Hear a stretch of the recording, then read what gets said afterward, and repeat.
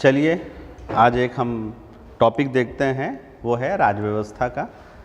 इसमें प्री के बहुत क्वेश्चन आते रहते हैं, तो इसीलिए इसको आज हम थोड़ा सा डिस्कस करेंगे ताकि आईएएस हो, पीसीएस हो, जो भी है, प्री में बहुत सारे क्वेश्चन इससे आते हैं और कहाँ पर आप गलती करते हैं वो बताना है। तो आज का हमारा टॉपिक है election commission of India, Bharat का चुनाव आयोग। तो भारत का चुनाव आयोग की बात करी जाए तो इसका प्रावधान हमारे संविधान में ही दिया हुआ है, इसीलिए इसको एक कॉन्स्टिट्यूशनल बॉडी या संवैधानिक संस्था कहा जाता है। भारतीय संविधान के भाग 15 में इसके बारे में अनुच्छेद या आर्टिकल्स दिए गए हैं और वो भाग 15 में अनुच्छेद 324 से लेकर 329 ये आपका चुनाव आयोग से संबंधित अनुच्छेद इसमें दिए गए हैं। ठीक है, 324, 25, 26, 27, 28 और 29 याद रखिएगा, ये कई बार पूछे जाते हैं और कई बार इनके डिटेल भी पूछा जाता है कि 324 में क्या है, 325 में क्या है, तो उनको भी हम यहाँ पे देखते हैं। अनुच्छेद 324 आर्टिकल 324, ठीक है, इसमें दिया गया है कि चुनाव आयोग की स्थापना कैसे की जाएगी, इस्टेब्लिशमेंट कैसे होगा, उसको क्या शक्तियाँ मिली हैं उसके बारे में है, किन किन चीज़ों का चुनाव करा सकता है, आचार संहिता लागू कर सकता है, उसके बारे में यहाँ पर दिया गया है।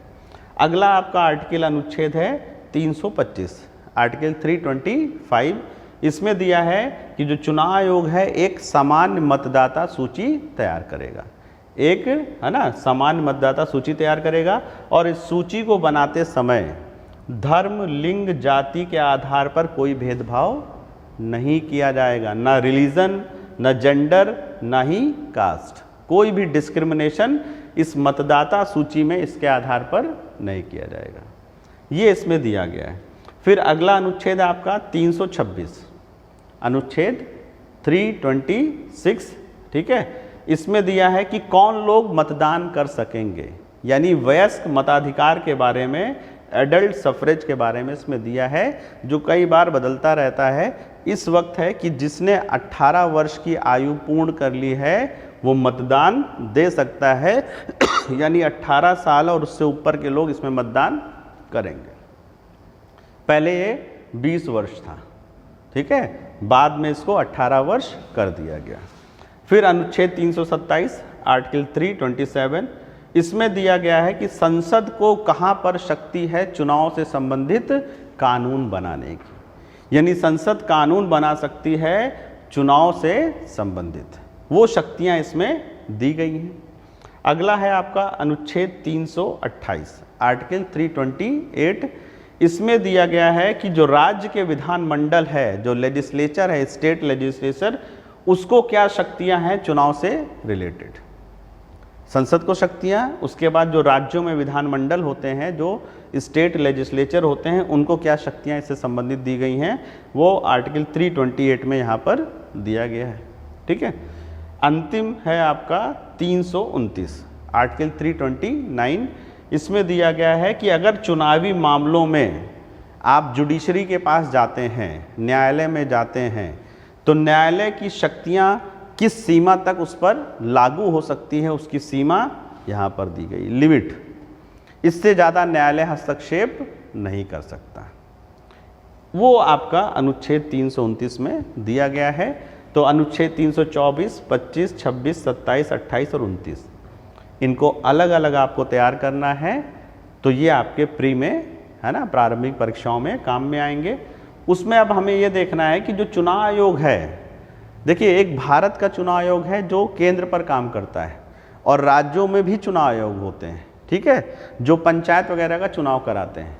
तो जो यहाँ पर हम पढ़ रहे हैं वो भारत का चुनाव आयोग पढ़ रहे हैं, इलेक्शन कमीशन ऑफ इंडिया, ठीक है।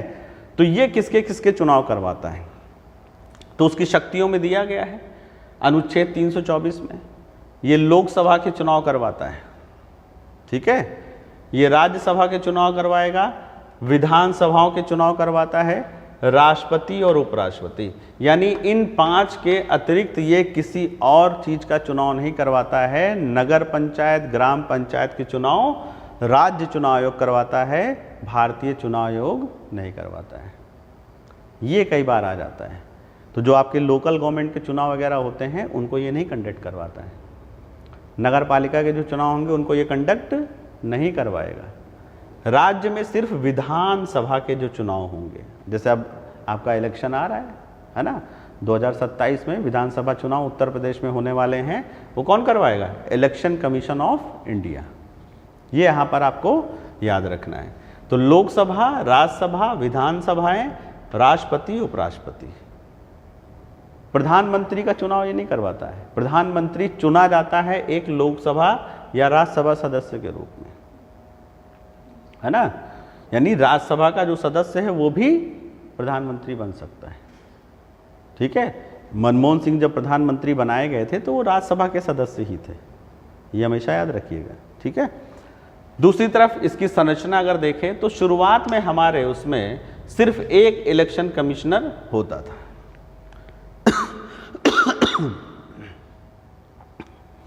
बाद में कुछ अन्य चुनाव आयुक्तों की नियुक्ति भी इसमें उसका प्रावधान पहले से दिया हुआ था, और वर्तमान में हमारा चुनाव आयोग 3 सदस्यीय है, जिसमें एक मुख्य चुनाव आयुक्त होते हैं और 2 अन्य चुनाव आयुक्त होते हैं। ठीक है, इसकी नियुक्ति राष्ट्रपति के द्वारा की जाती है, याद रखिएगा, और इनको हटाने की प्रक्रिया महाभियोग या इम्पीचमेंट जैसी ही होती है। जैसी कि राष्ट्रपति को हटाने की जो प्रक्रिया होती है वैसी ही प्रक्रिया चुनाव आयुक्तों को हटाने में अपनाई जाती है। इम्पीचमेंट कहते हैं महाभियोग जैसी प्रक्रिया, जबकि हमारे यहाँ महाभियोग सिर्फ और सिर्फ राष्ट्रपति को हटाने के लिए ये शब्द यूज़ किया जाता है। वैसी ही प्रक्रिया होती है लेकिन महाभियोग नहीं है वो। तो राष्ट्रपति के द्वारा ही चुनाव आयुक्तों की नियुक्ति की जाती है। कार्यकाल की बात करें तो ये अधिकतम 6 वर्ष, चुनाव आयुक्तों का कार्यकाल अधिकतम 6 वर्ष या फिर 65 वर्ष की आयु पूर्ण होने तक।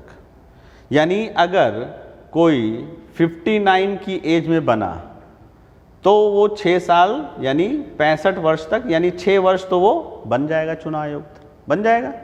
लेकिन मान लो किसी की आयु 62 वर्ष है और वो चुनाव आयुक्त बन जाए तो 6 साल नहीं रहेगा, फिर जैसे ही 65 वर्ष का हो जाएगा वो रिटायर हो जाएगा। तो 6 साल अधिकतम हो सकता है, लेकिन अगर 65 वर्ष की आयु पूर्ण हो गई है तो फिर वो उस पद पर नहीं रह पाता। तो ये आपका चुनाव आयोग से जुड़े हुए कुछ जो है पॉइंट्स थे जो आपके प्री में काम आते हैं, जिसमें हमने बताया कि संवैधानिक संस्था है ये आपकी, उससे जुड़े हुए अनुच्छेद हमने आपको बता दिए।